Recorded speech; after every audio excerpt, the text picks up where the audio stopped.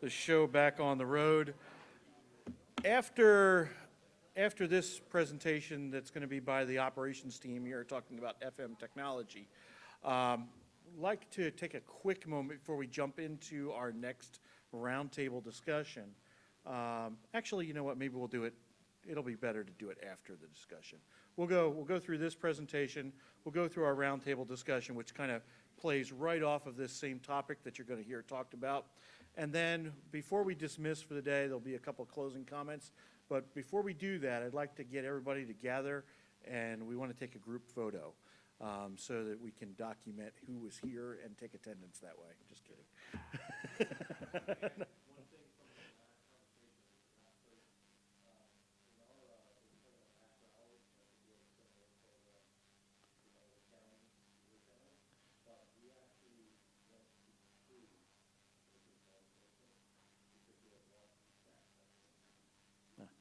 Okay.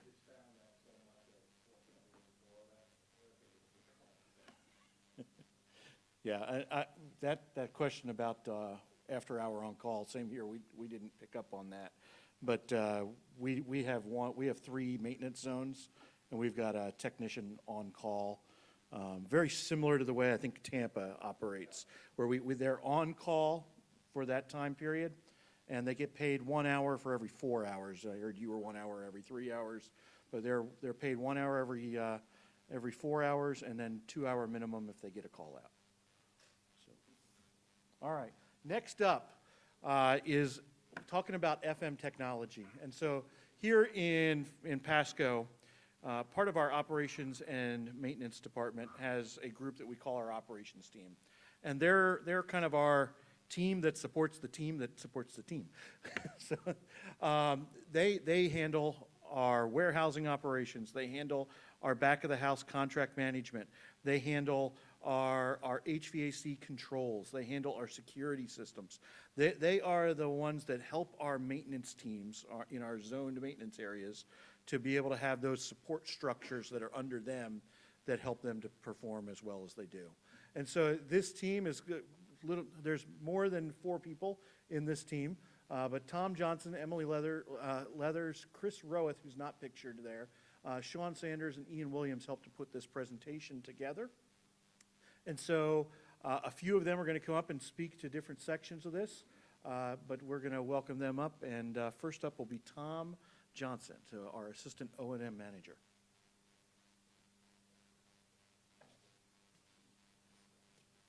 How are y'all doing today? So I gotta say, I'm kind of disappointed and thrilled at the same time, because it seems like you all left, took Andrew's QR code, and really just killed my presentation. So it looks like improv for me today. So once again, my name is Tom Johnson. I'm the Assistant Operations and Maintenance Manager. I help oversee our operations group along with our 3 zones in our county. So I have the pleasure today to talk to you guys about our work order system and our contract management and how kind of we all combine that. So first, I want to give you guys a granular look of our department structure. I know Andrew pulled it up earlier in a more combined manner. So on the right side, or I'm sorry, on the left side, in green is our real property and planning division. Then we have our construction group in the blue. And then that big old orange blob up on the screen, that's our operations and maintenance. As you see across the top there, you got our operations group, east, central, and west is how we divide our groups here. So out of that, I'm sorry, let me step back here. Out of that, there's 89 people, approximately 79 of them utilize our CMMS program. So prior to jumping into the nitty gritty on actually how we manage our work orders, I wanted to point out our expense tracking. So while everybody's really familiar with the CMMS programs for actually tracking day-to-day activities, right, of work in, work out, we also utilize it for our expenses, where we track our POs as they're given to us by purchasing and finance. We maintain our balances in there, and all of that's done by a line item breakdown of our expenditures there, along with our approval process. So we have an approval process that if a tech goes out and they're throwing in a $20 part, right, they can work with their support coordinators to process that part, and they go on their way. If it goes up to another threshold, that would go to their supervisor and so on and so forth up the chain. This is to ensure that as we go throughout our fiscal year, that when we get to the end, you know, the money well doesn't run dry on us.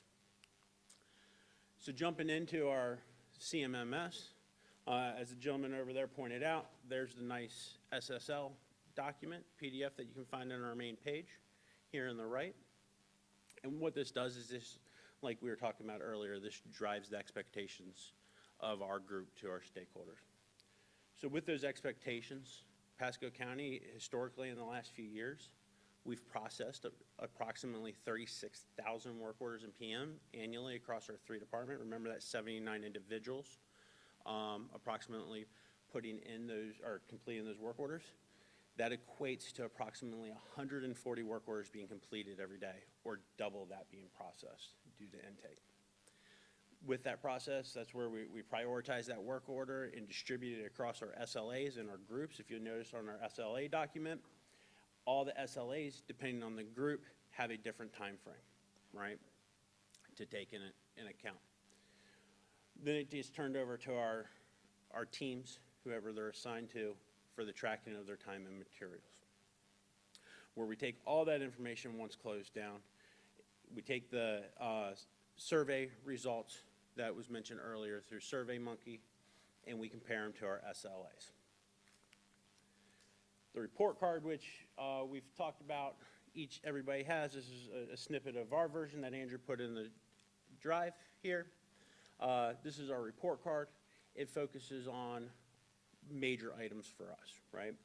Customer service result, there's SLAs. Hey, how are we doing? What are our customers thinking of our operations? Good, bad, indifferent. We take that data. We not only use it against our metrics, but we also use it as a training tool for our staffs. So if we get feedback that we need to address, we can pass that down and make the appropriate corrections. Worker comp hours, we have a huge group. As everybody knows, in facilities, it's not always maybe the safest area, so we always want to encourage safety and track that we're having a safe work environment. So we keep an eye on that just to ensure that we're not getting a runaway train. Our fleet maintenance, like a lot of you guys I've heard in here, I think it was Keith, Polk County, said that it can be an hour each way to go resolve an issue, right? We need to make sure we have reliable vehicles. So we work with our fleet department to make sure that our equipment's getting in, our vehicles and stuff are getting in for proper maintenance and time to keep that reliability. From there, we break it down by our groups. We got RP&P, the Real Property and Planning Group, where we track all the work orders coming in. They have a lot of different buckets that they're working out of. In their CNR group, we work on their active projects, their capital and non-capital, and we track each one of those separately going through the process. Lastly, the O&M side, we track all of our maintenance groups individually, as you'll kind of see over here on the side, central, east, west, and then we have a combined. If you look at the top of the picture there, we track them all individually against the SLA and how many work orders are being performed. This is a great metrics for us to look at to find out if we're falling behind the 8 ball and need to make budgetary adjustments for upcoming years. And then really last thing on this list is our utilities. We also track all our high priority utility items to ensure that we're not having, once again, runaway trains there. One of the items you don't see on here really is our operations and maintenance side, particularly the contracts. And there's a good reason for that. So on a typical work order cycle, as you see there, the stakeholder puts it in, it's the issues reviewed, the work orders assigned, the work orders closed out, and then that communication is given back to the stakeholder, and typically in the form of a survey, like most of us do. What we found, though, in this world with 17 vendors, about 6,000 stakeholders throughout Pasco County, right, both elected officials and BOCC members, we found our cycle kind of looks something like this a lot of the times, and it's a breakdown. It causes a breakdown in communication. So our stakeholders, they reach out to one of our maintenance teams, right? Our maintenance teams say, no problem, we'll get that addressed for you. They go forth, they get with the vendor. Okay, awesome, we're getting resolution.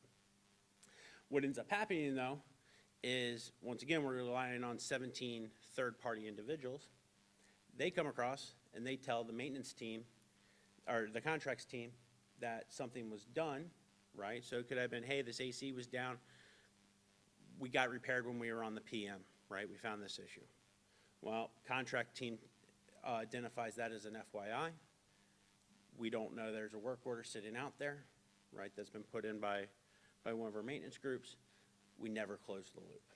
So that's been a big issue for us. So what we've really boiled this down to, obviously, three main groups, and we did it as a collective. And looking at it in a way of how we can close the loop and who all communicates. So we got our maintenance groups that puts in work orders with our vendors, right? Pretty simple. They may or may not communicate back, right? Sometimes it might come over the contracts group. We've identified that our maintenance groups do a really good job of identifying high priority items, major AC systems down, chillers offline, constant issues with janitorial vendors, something along those lines.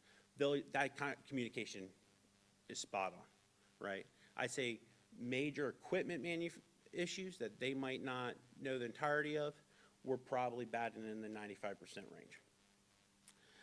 So what we've done is, knowing that there's still room for improvement and going off the mantra of always build a better mousetrap, we've decided to engage with our vendors to do what we call a weekly open work order update. This ensures that when one of our technical specialists, which you'll hear from two of them in a little bit, when they review those work order updates, right, it's a printout of each work order and line item, and the vendor just puts in update notes on it. When they review that, they might identify something that our maintenance staff thought was a smaller item, but in the end is going to be a bigger item that causes our pain on our stakeholders. So we've kind of worked on closing that loop, and we've utilized a great tool because we realize our CMMS is too spread out to get the communication out to everybody. We've actually implemented Teams. So we've put that in the middle of our triangle for our communication because it's a great platform that everybody can be on and get updates off of.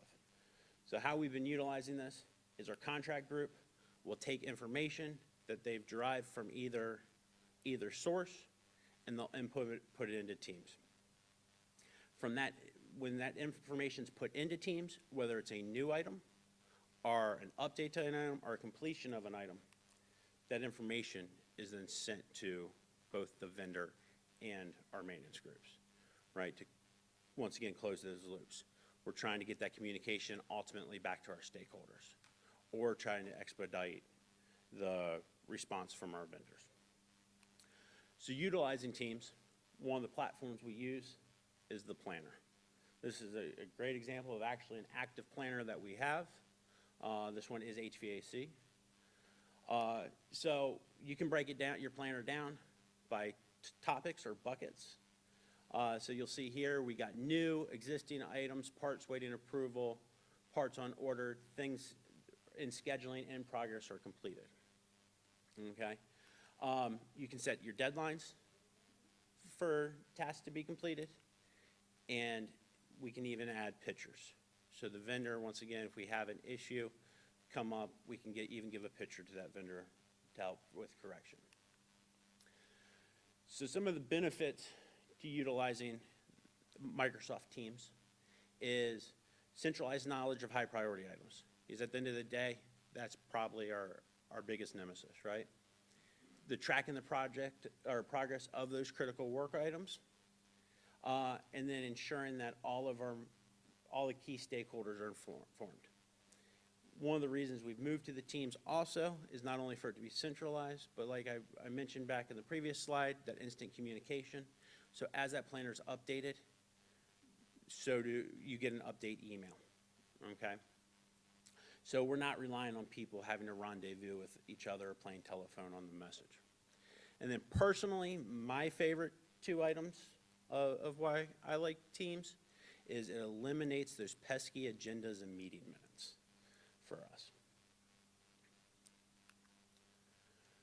So a few items for future consideration. When you're talking about CMMS and kind of moving forward with technologies and tracking things, is a lot of people that have been around the industry for a while, and particularly maybe techs that have come up through the ranks, they're familiar with the old school barcodes. You go up to a piece of equipment, you scan in, you do your work, you scan out, right? QR codes is the next step in the industry. This gives you that equipment information. It'll give you repair tracking, so even as a management level, if you're going through and you see a piece of equipment's down, you can scan the barcode, it'll tell you right where you're at. The history of the equipment, it's all right there at the tech's fingertips. So if a tech goes up there, they can scan the barcode and then can say, hey, we've had a repeat problem. So I need to look at something other than this basic issue that I see on the surface. Linked documents. I can tell you, I'm HVAC from my background. I would have loved to have a quick dab, my phone and take that picture and pull up the service manuals and the troubleshooting guides. You can also report the problems right there when you have it, if you need outside help, like maybe a third-party vendor on there. And with that aspect, you can also provide GPS or GIS location information. So if you're working with a vendor or something, they would know exactly in the building where that information's at. Last item I have for you all today. I don't know how many of y'all do roof inspections with drones. I know that's becoming a hot item, right? Who wants to climb a ladder? So recently, a few months ago, I guess it was, Florida Senate passed SB 44, and this is the use of drones by government agency. It's a Privacy Act, basically, bill, if you guys don't know anything about it. And basically what it does is it regulates the drones that aren't certified from being used by government agencies to protect people's privacy. This goes into full effect January 1st, 2023, right? So it's right around the corner for a lot of us. Might be something, like I said, if you guys use drones for anything, it's worth taking a look at. Just took a brief snap of what manufacturers are currently authorized on that bill to use for you guys. And with that being said, it is my privilege to introduce Ian Williams. And he'll be talking to you about HVAC. Thank you, sir. My name's Ian Williams. I oversee the building automation system.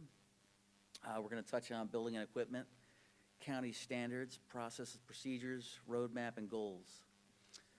So Pasco County, we have about 800 buildings, 500 that require HVAC.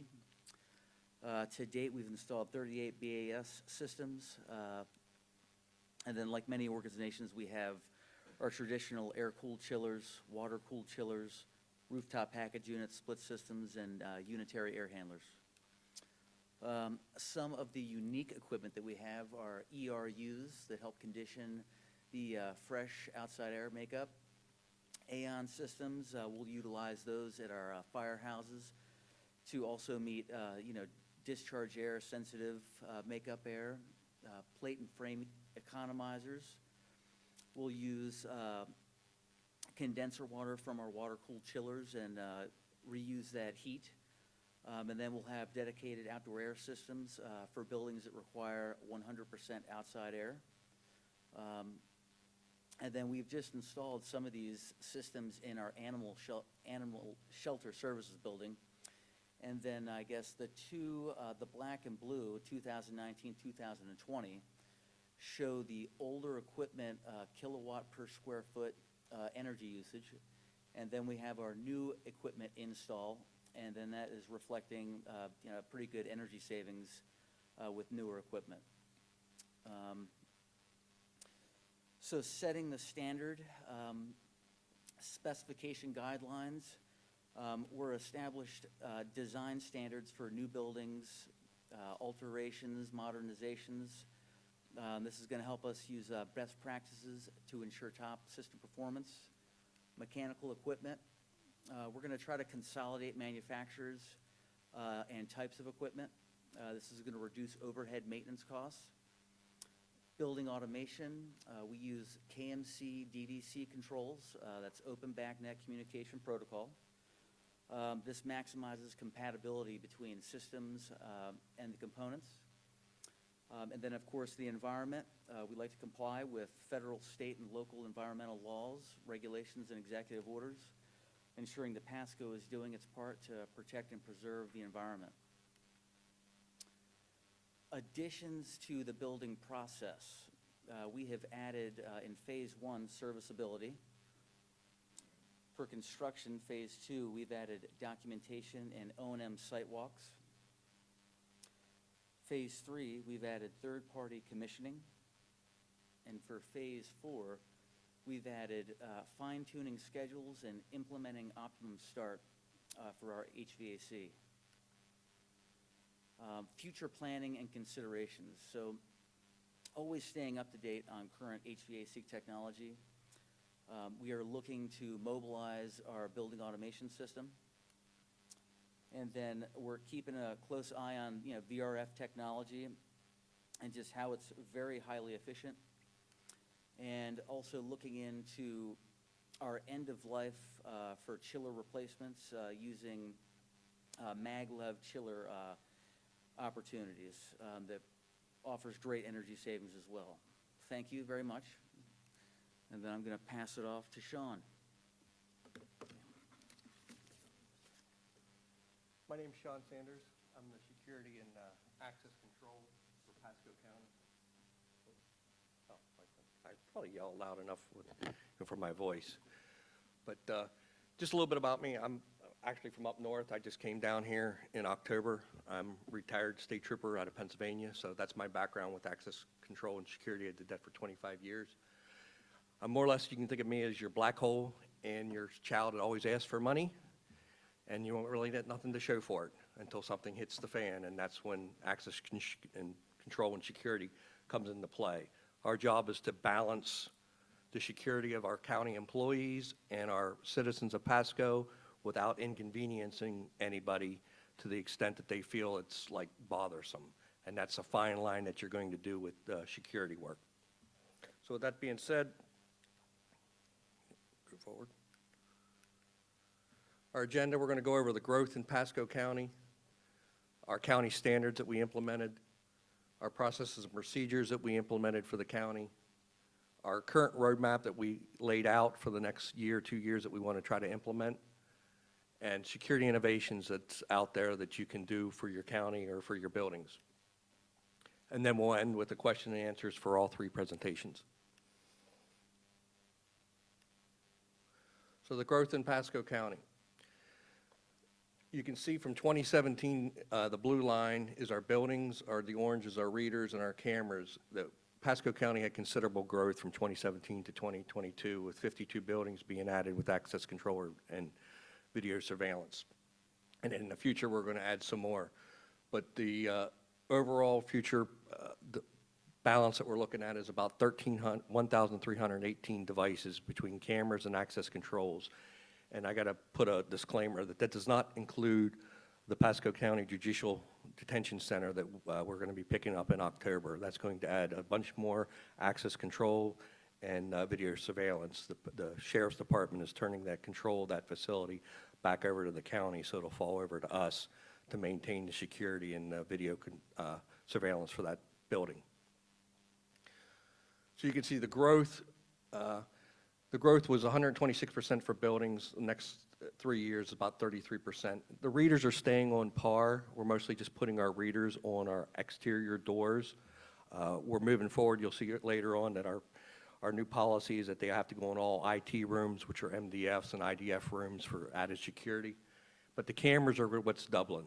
They're over doubling because that's where the technology is going, and you'll find that out. Analytics and artificial intelligence, that's where security's at with cameras.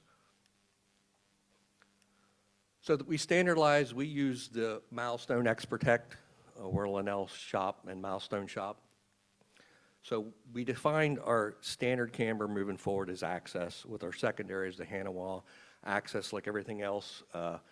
supply chain issues from COVID, everything's backed up. So when projects need to move forward and we need to get something quickly, we will settle on a Hannawall, similar make and model, but we want to standardize on something so we don't have 7, 8 different types of cameras out there that a vendor or an in-house technician has to learn how to work on and learn how to program.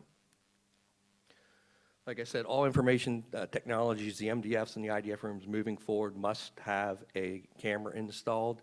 That's for an added security, just because that's a technology room. We standardized on the Seneca NVR rack. The models are either a Reliance or Certainty. That depends on the number of cameras and the criticality. I mean, the Certainty series is their top of the line. It's a Mercedes-Benz. It's an industrial grade, military grade. It's designed to withstand heat. It's just a better make and model, but it's very expensive, so we're not going to put that into a general area, but a general criticality like a 911 center moving forward or something that needs to always be up. That's where we'd be looking to put one of them in.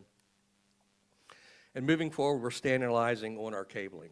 I came from a shop where everything was standardized, and it makes so much easier if you're a technician. So moving forward, all our IP will be yellow.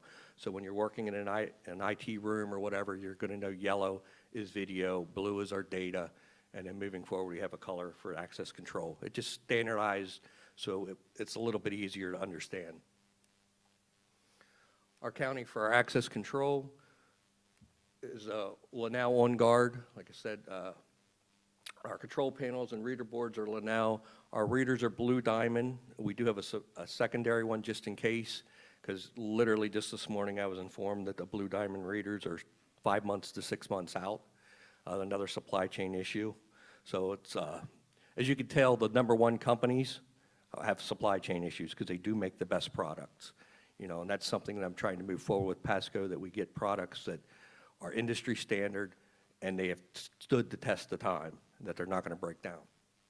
Our power supplies and controllers are electronics, and requests or exits are Interlogic and Bosch. So there again, it's just standardizing, so when a technician knows what he's working on, he don't have to carry 4 or 5 different parts on his truck. He can just know that he's going to a building, it's a Rex, it's either going to be a Bosch or Interlogic, he can just switch it right out there and not call me and say, I got to wait to order a new part. And all information technology rooms will have pin pad readers moving forward, not only an IP camera, but they must have a pin pad. And that's something we're implementing fairly quickly, but we're also putting all exterior doors moving forward with a pin pad. And that's for future use, so when we move forward on our roadmap that we want to get to second factor authentication for our exterior doors. Right now, if you lose a Pasco County badge, all you need to do is just touch the badge to the reader and the reader will open. The second factor allows you have to have not only the badge, but the second factor reader. That's going to be implemented pretty quickly on our IT rooms, but to do that for 4,000 employees, it's going to take time to implement, and that's that balancing act of, you know, security, inconvenience. Do I remember the PIN? Who's going to call when they forget the PIN? But that's something that you definitely have to move forward to our critical buildings, like our 911 centers, our courts. We'll be definitely moving for them quicker than we will other buildings for the second factor. And again, all Ethernet cabling for this device will be white. So yellow for video, white for access control. And yellow is kind of standard across the industry for video. We just picked white because IT has blue and they have red for other things, and they have green too. That was the 3 colors that they had for their standardization. So I had the rest of the spectrum to pick, and I picked blue and white, or yeah, yellow and white. Our processes and procedures, our system is segmented because we have elected officials. When we can't, they all have to be, so not everybody can see everybody's information and access control. It's all segmented based on your buildings and your elected official. So somebody from the sheriff's office can only see their building, somebody from property appraisers can only see theirs, and supervisors of elections, they're completely on a separate system. Facility management don't even see theirs because that's based on, I guess, the laws down here that they had a complete independent system. But everybody else in the county, they're elected, and departments are on the county master-wide segmentation, and I just break it up from there. I have a single point of contact for each elected official and each, and for CGIS. That's way I'm not dealing with everybody from the Pasco County Sheriff's Office. I'm just dealing with one person, their access control person. For property appraisers, I just deal with one person. For tax collector, I just deal with one person. When they want information to our system or need access, that one person contacts me, so I'm not being contacted by, a whole bunch of employees of the county. I almost said Commonwealth because I've worked for a Commonwealth for 25 years. We created a standardized access form. What this is everybody, the person that wants access has to fill it out. And you can see there's two, requesting department and occupying department.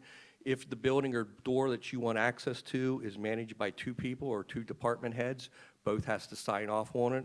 Or if you're going to be crossing elected official lines, like if a tax collector wants something, or Pasco Sheriff's Office, this happens a lot, they needed our information technology building. They have IT equipment in there too. They fill this out, their IT guy fills it out.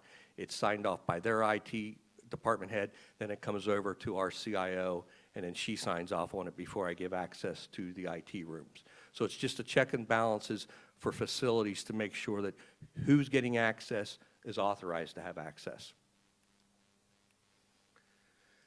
On that part, the other part is I'm on the automated email for when somebody puts in their resignation papers.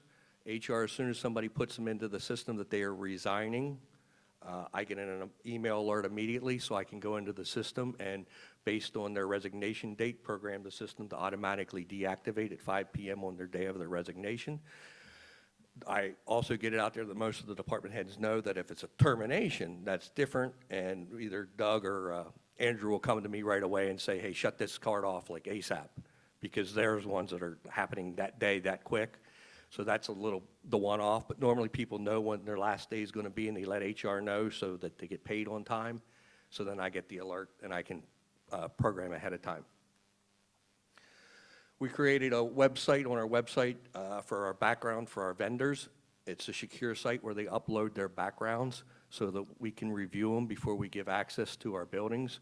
We have a standard policy where, based on what you have, if you have felonies, we're not going to let you into our buildings. This is not part of the CGIS check. CGIS, if you're part of it, has to go, we send them over to the sheriff's office, and they're fingerprinted, and the sheriff lets me know when they can go into a CGIS building, which is the courts and our sheriff's department facilities. I work directly with our CNR, which is our construction and review team. Any new building or any new plan, they send it over to me. If it's going to get any access control or video surveillance, I work with them to determine which doors will have access control on it and where the camera placements should be.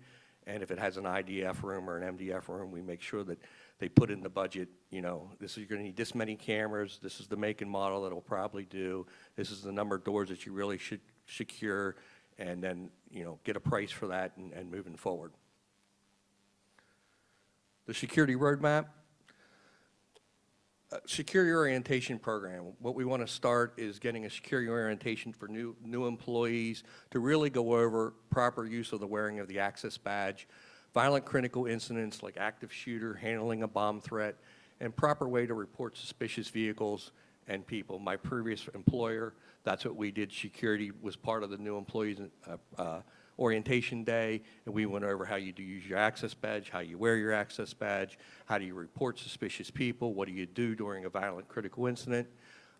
So we just want to go create something like that for the new employees of Pasco County. What we also want to create is a violent critical incident program for employees that are already here, so they wouldn't be able to get that part of their new employee orientation. But into this day and age, I always told the people that this is stuff, when I used to teach it at my former employer, this is stuff that you'll probably not use at your business or your workplace. You'll probably use it somewhere in your personal life. So it's just general knowledge and good knowledge to know what to do in an active shooter situation.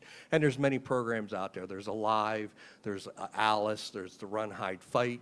And we would also go over the proper way to fill out a work, what you're looking for a suspicious vehicle, suspicious person, unattended packages versus a suspicious package.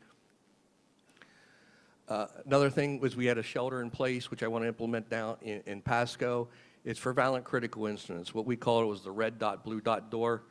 In our facility, we had red dots over every area where you could hide, and it was a solid door, lockable door to prevent somebody from getting in. The blue dots, like I said, I'm from up north Pennsylvania, we had major tornadoes that would come through. So on a tornado alert, we would go shelter in place. That was our blue dots. That was the unsecured bathrooms. That was just a door that might have a window. Anything away from an exterior window was all blue dots. But a red dot could be used for either. We had maps. We developed access control or maps for them, so that every person at their desk had where they were and located. Access control levels and Active Directory. This is going to take some time, but it can be done. This is tying your access control levels to your Active Directory. That's going through and creating an access group for every job classification that you have within your county. And when HR assigns somebody a job classification, it goes out to the Active Directory, and then the Linnell system will automatically assign them the Active Directory. So the changing of the requests for permissions will kind of go away, because if they go to a new position and their job classification changes, their access levels changes automatically, and it removes anything from their old job classification if it's not in. It takes time to build that type of a database, but once it's established, it makes running an active control system for 4,000 employees a lot easier. A facility access security team. Currently, we outsource our vendor management for our cameras and our access control. That's going to be changing, hopefully in October at the new beginning of the fiscal year. We're going to bring that inside by hiring 1 or 2 more technicians that are actually going to do the maintenance of the cameras and the access control. So we won't have to worry about a third party doing the maintenance work. We'll do it in-house. Security innovation, like I said, the sky's the limit. We are the children that always ask for money and have nothing to show for it normally until it's time. But there's threat detection. I mean, this is what we're going to work with the county sheriffs with this one. You know, concealed weapon, gunshot, aggravation detection. They're all things that you can put into a courtroom. Gun detection, Avon has it there at some of the major stadiums. It can do 4,000 people an hour. And it just looks for unusual things on a person or a body, and then it sends an alert. Health detection, this is something that we implemented from where at my previous employer up north. When COVID hit, we purchased temperature scanners, and your access badge would not operate until you passed your temperature scan. After you passed your temperature scan, your access badge worked and let you through our turnstiles. So if you had a temperature, you weren't coming to work that day. And also, HR loves these things because with COVID and human falling, they can be places they can detect if a human has fallen somewhere. And you can use analytics for this, or you can use actually sensors. Most of this are going to come to the current, which is the analytics and the artificial intelligence, AI. Where you can do almost anything you want now with a camera based on the analytics and the AI behind. Now, like right here, people count, mass, non-mass, wrong way monitoring, crowd detection. Pasco County sheriffs would love this at parks, facilities. You know, if you're getting a crowd gathering, is it an organized protest? Did they get a permit to do it? It just monitors and sends alerts when things are out of the norm. Fired smoke and vaping, most of the schools up north have these detection systems in their buildings, so that prevents kids from smoking or vaping in the schools. That's all I have. If you have any questions, my friend Google is always here to answer you, because that's where I get a lot of my information. But no, seriously, we will have any questions now for any 3. If it's about the CMS, Ian, where'd you run off to? HVAC, which is the most important. They get mad when a camera goes down, but when the HVAC go down in Florida, they get really mad. Oh, and Emily. Any questions? All right, shoot.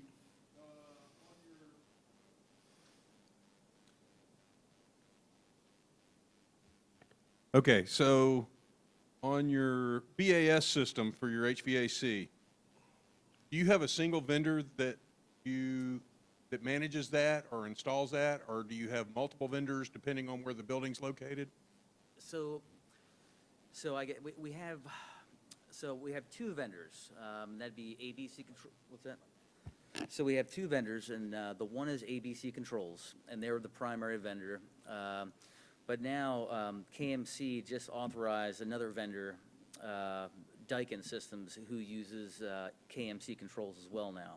Okay. Some other vendors do have access to our control system to make repairs and whatnot. Sure. And then we're always maintaining the control system as well in-house. Okay, well, you've answered that. Okay. That was what I was after. And then on your cameras, your Milestone X Protect, is that a cloud-based system? No, we currently use it, it can be, put it this way, Milestone can be a cloud-based, we're not using cloud-based. But what we do have is it does have internet access, so we do have availability to view our cameras from our phones. So it goes to the phones, anywhere you want. So it's internet-based, put it that way. We're just not storing information in the cloud. Yes. Going back to your HVAC controls, did you say you were planning to go remote, or do you have remote capability currently? So we have remote capability now. I just like to toy with the idea of, I guess, Niagara, Tritium, a lot of that, you can do, your cell phone, tablets, and just, I guess, having that network speed so that you can quickly load those pages and those points and have that available to you, in the field, on demand. So that's something that, I'd like to kind of start gearing towards as we evolve as a county. Excellent, thank you. And also, in regards to your temperature scanners, did you say you currently have temperature scanners, or were using them when we were in the peaks? That was my former employer up north. I see. For temperature for COVID. Correct. For people, yeah. Actually, that's the technology that's capable, if something ever, another pandemic would hit, or you just wanted to monitor the health of your employees, cameras have the ability now to, through analytics, to capture temperature and then turn off your access badge before you go actually through any doors. Very good, thank you.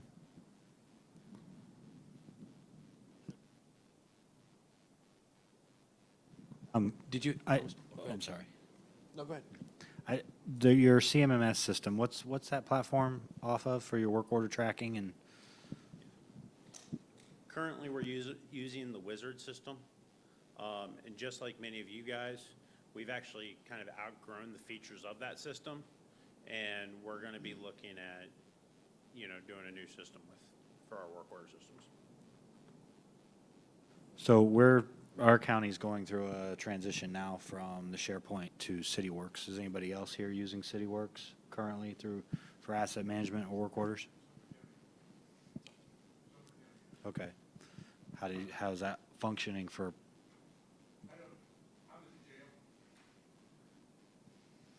I'm at the jail, and that's all I'm responsible for, but I report anything for the county through City. Okay. And they seem really, really high on it. All I basically do is fill out a work order and send it over. I see.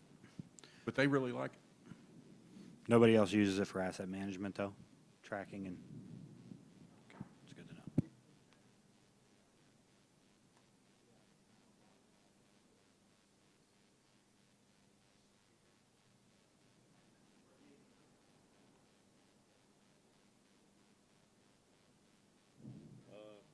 Behind you.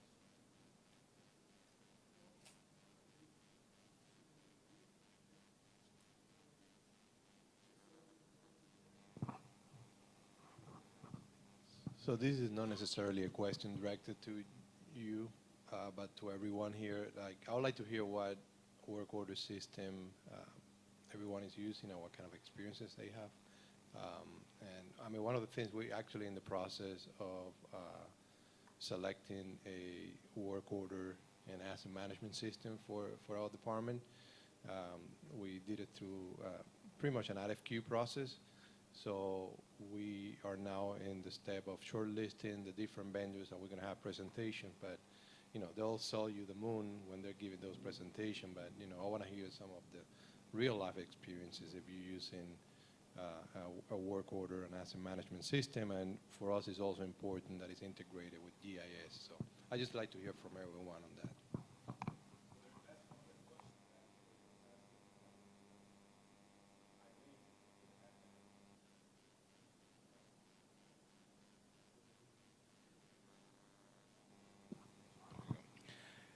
That was actually one of the questions that was on the network, asking what CMMS people are using and how's that working for you. So I think it would be easier if you just get that document that Eileen has. Yeah. Something that I would suggest when anyone is going and searching for a CMMS is put the cost on the back burner, figure out what you need, and then figure out how you're going to pay for it. Most people or most organizations want to look at the price up front, so a lot of times it restricts you on getting what you need. The other thing that I would say to everyone is most of these vendors, they want to sell you something straight out of the box. In Andrew's case, you know, where he has one cost center, it's easy for him to be able to use Facilities Dude or some of these that don't want to configure or the expensive side of it customize. So that should be one of the questions, you know, are you able to meet our needs to configure the way that we need or what our operations need, or is it straight plug and play? And that, over the 2+ year process that we went through because of COVID to get to where we are, we eliminated a lot of the different softwares. And we kind of did an RFP, but we did it internally because we didn't want the word getting out to do an official RFP. We went, and there was like 30-some different softwares that we looked at. And it ultimately came down to Maximo and FMX, I think. But the reason we really chose Maximo was because they didn't, over FMX, is FMX didn't have a project management module, and we really need that aspect in our software. Yeah, we chose Maximo, and actually utilities did a huge RFP for their division, and they chose Lucity. I think Lucity was the name of the CMMS system they used, and they love it. So they're going through that process now. So if you reach out, we'll send whoever, each one of our divisions, I think, has a different CMMS system to meet their needs. We can send a list of who the contact is for that department. But Lucity is more of a public works software. Charlotte County we're in the middle of implementation actually, and I will say that we were warned that we should really take the time up front and plan this, because it could take 2 to 3 years for the planning before you actually commit completely to it. Getting all your data up front is very important. We chose CityWorks not by our choice, but because we had 3 departments: utilities, public works, and facilities. What I will caution is CityWorks, if you don't have the vertical asset component to that, it does not work for facilities because it's GIS based. And when you look at a GIS map, you'll see that it's a blob of assets, right? So it's hard to pick out. So we're gonna have to use lists and such like that to make it work. So it works for public works and utilities, and it's going to be very difficult for us. We'll make it work, but I would suggest looking very closely at, I think it's called floor plan portion of that as a plugin. It is for the facilities portion of that, and highly recommend if you're going to CityWorks is to do that. It's a good program. It can probably be used very well. We just don't have the ability right now with floor plan, but you have to get all that stuff up front. If you don't plan it for up front, you have a chance of actually having to redo the whole thing again. We went through a whole process going through this, and we've been to those conferences and such, and we went through the RFP process as well, and we had, I think there were 6 vendors that came in: Cardiograph, Maximo, CityWorks, a couple more, but facilities did not pick CityWorks as our platform. We were overridden by utilities and public works. So we're gonna have to live with what we got, and maybe we'll have to do something internally that will maybe work with CityWorks for our purpose, which is a little bit double work, but I just kind of caution everybody, when you're doing those kind of choices, a lot of upfront investigation, a lot of data. It takes a good while to get your data up front to be able to put in these softwares, again, because if you don't do it right, you're apt to do it all over again. I have a quick question on your presentation when you guys use Microsoft Teams, the planner. I've used it before, but you said you use it to close the loop. So does each vendor have its own section in your planner? Is that the way you do that, or is it everything is in one planner team? So we actually break it down by teams per the vendor. So like our HVAC group, we have just a team for them, and then have the planner and so on and so forth.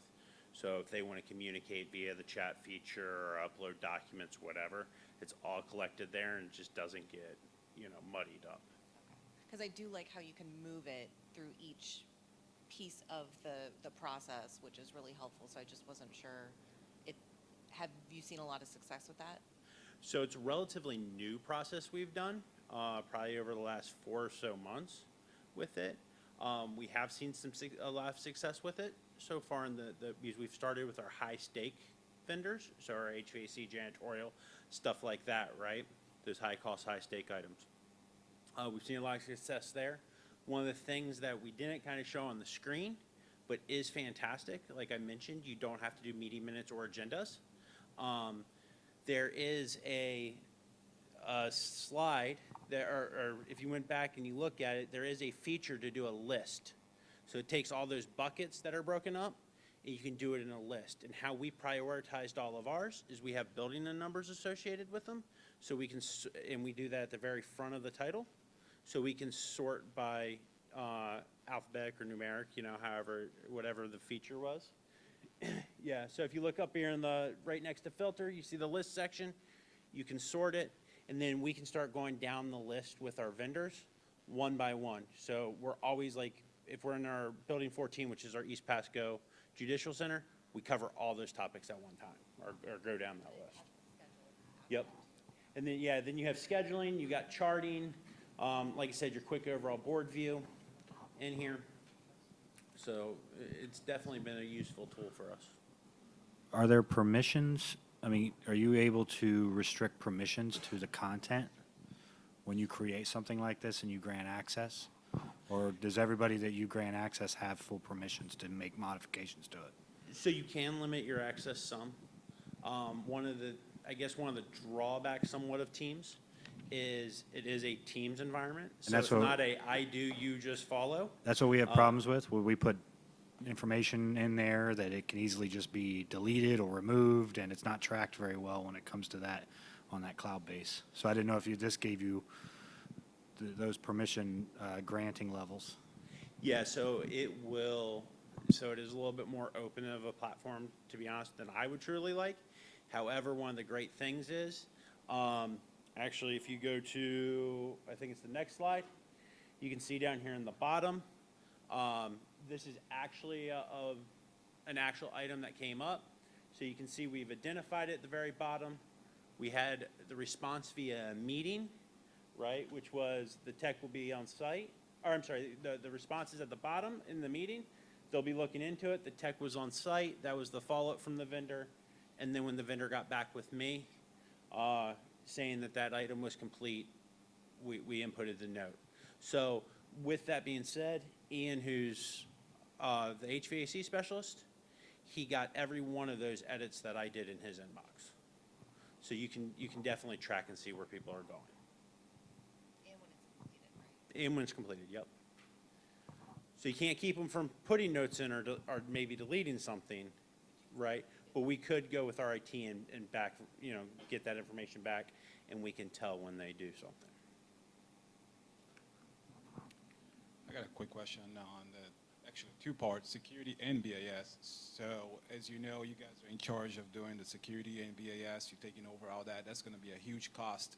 Do you have a standard on how far do you go with it? Do you put security scanning on every door? Do you put BAS in every building? Or, you know, some of the small buildings might not be worth doing all that investment on expensive BAS, or not every door needs a card reader.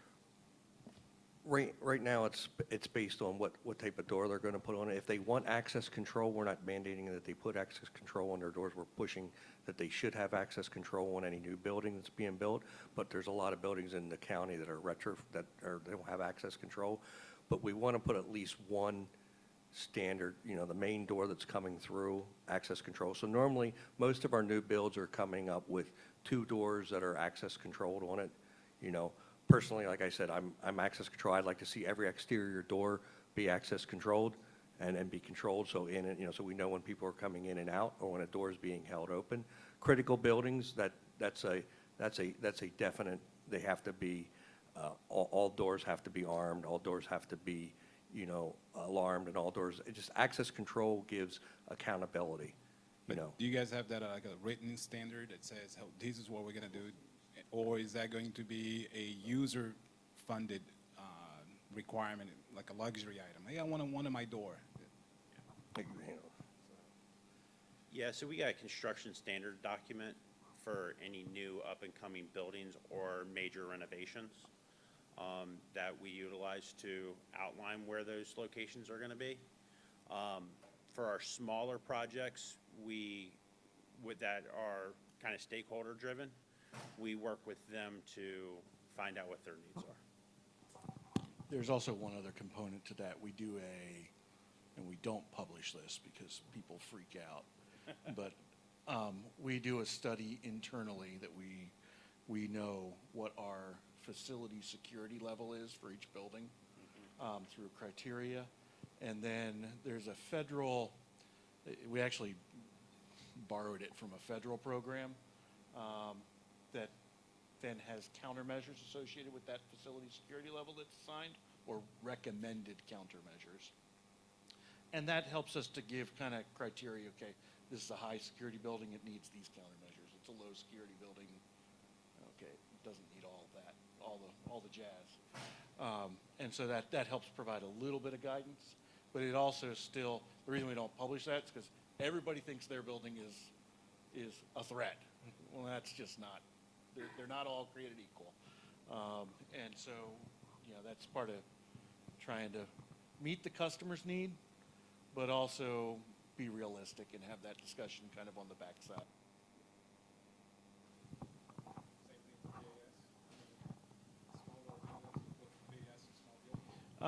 BAS is, it's really a cost benefit. Where are we going to be able to maximize the savings for the control that we'll gain out of that? But I would say every new building that we've built has had BAS in it now going forward. Yeah. So whether we retrofit older buildings and put BAS in it, yeah, that's kind of that. Okay, is the juice worth the squeeze?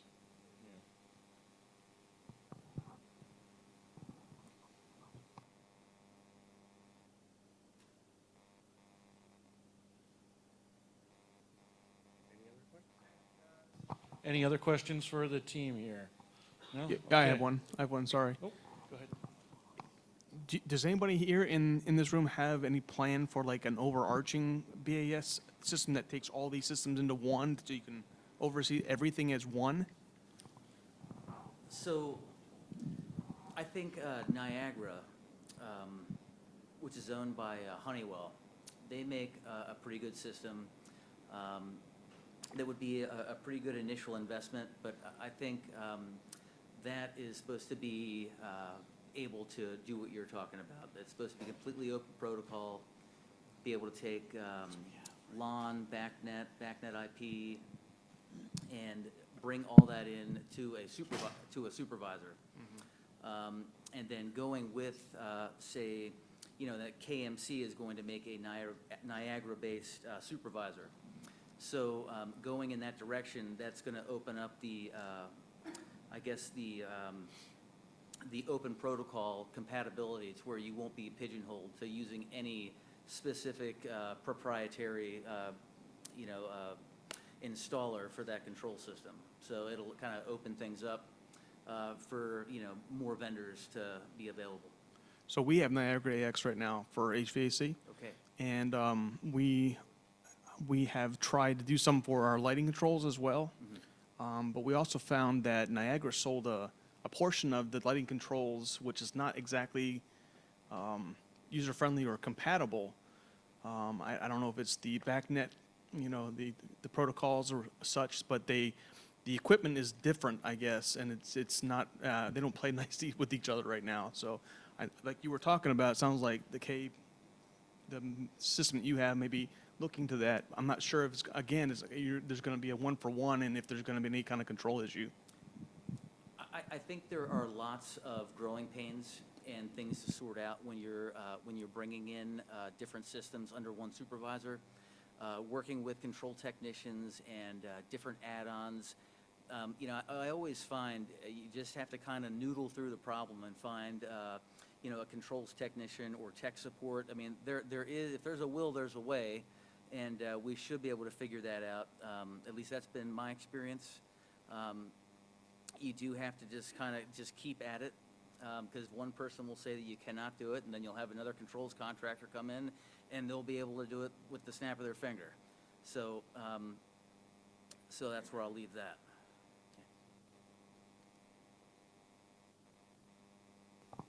All right, thank you very much, guys. Great presentation.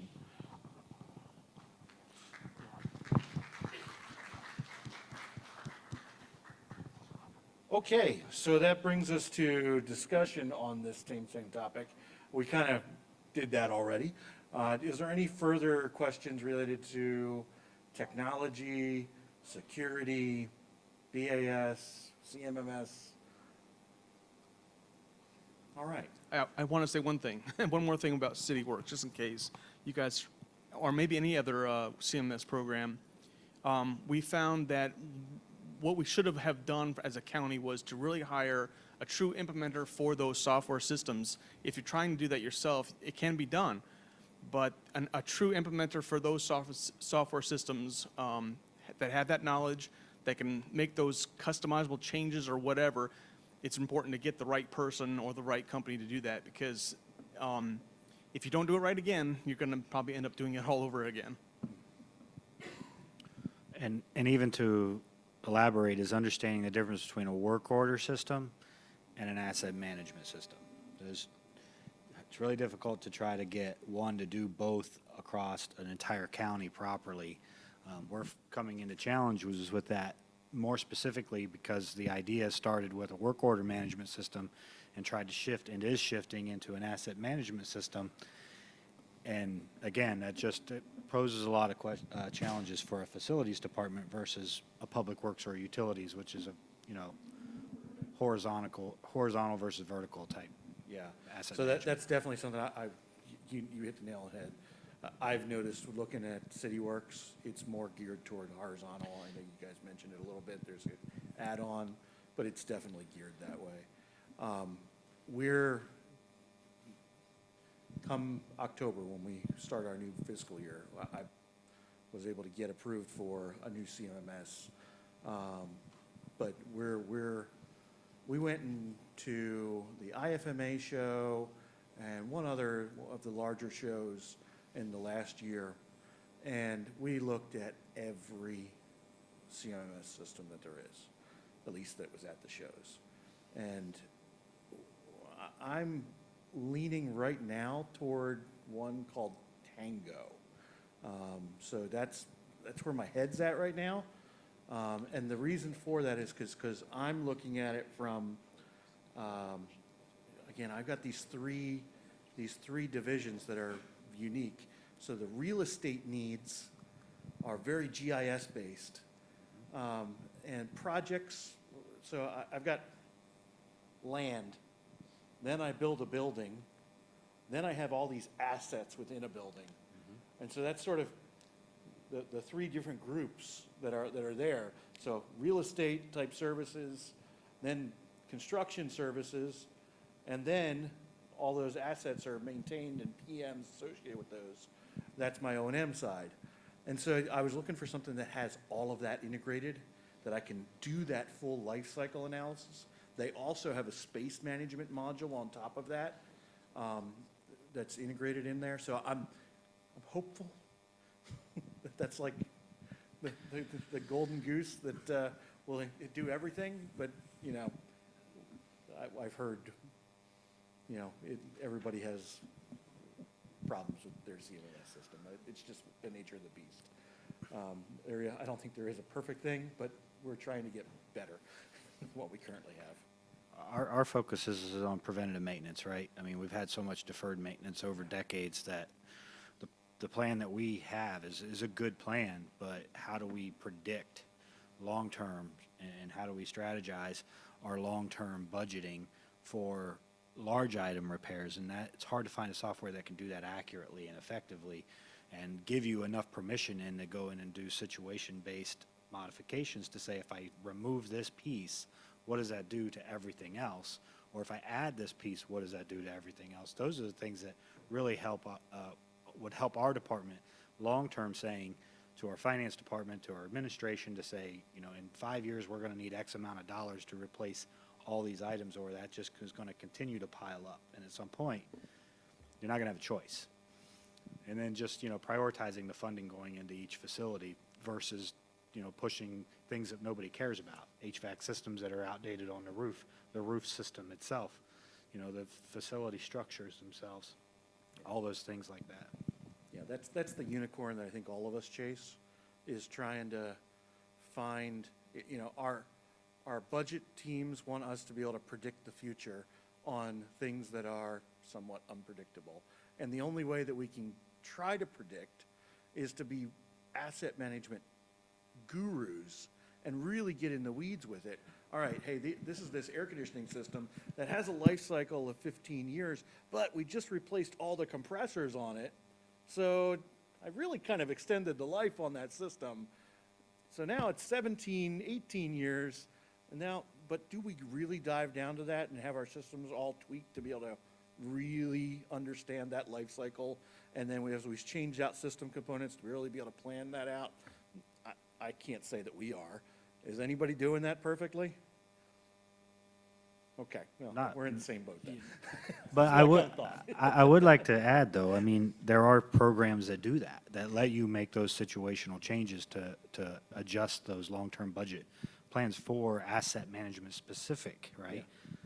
You know, those do exist, and that's what, for us, in our sale, our, you guys call it a business plan, and our pitch to the administration is the analytics prove the need, and that's how we get there. That's how we showcase and identify that we're not just saying these things out loud, we're actually showing you the proof that, you know, it's real and we're going to need it. Mhm. So those are the systems we're looking for. Is it really a function of that we don't have the information? Because I find even with our current CMMS system, we've got probably, call it 60, 70% of the information. It's just the manpower to be able to really get all the information, and then to be able to build the models, those projection models, to actually make the decisions. It's like we've got data, but we don't have intelligence. And so I think that's the other big challenge. And the intelligence really only comes from just extra manpower. Yeah. But anyway, that's just my own observation. Hey- All right. Hey, Andrew? Yes, sir. Real quick. One, you know, you mentioned getting a group picture before everybody gets out of here. And then the next thing is, while we've got everyone here today and before people disappear for tomorrow, let's talk about next year's event.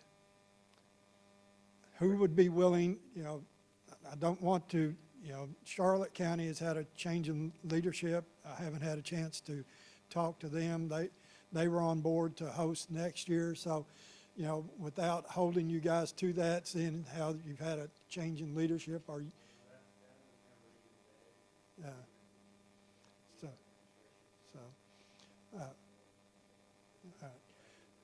So that's why I wanted to bring this up. Is there anyone that would be willing to host next year?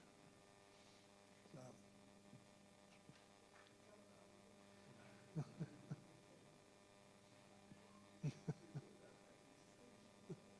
So.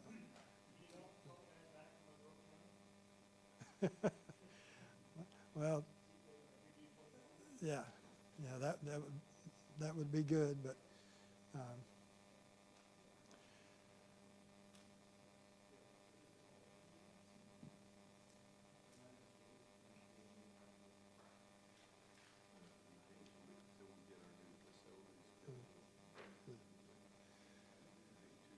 so seeing no takers, we'll have to do some more discussions and put it out, but, I would, would ask you to consider it, talk to your folks to see if you'd be willing to host it.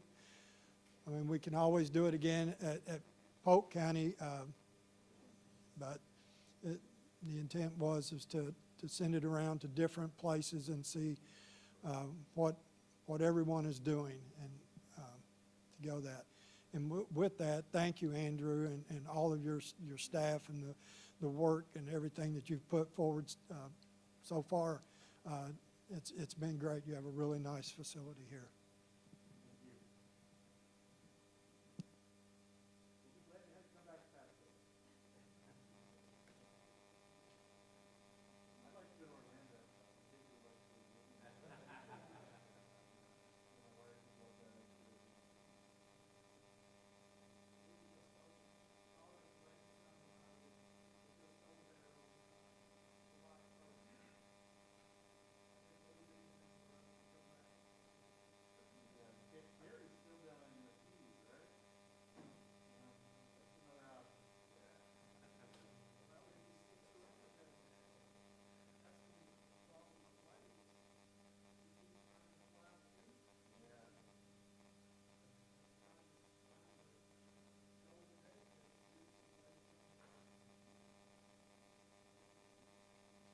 All right, well, you want to take a picture? And I can put a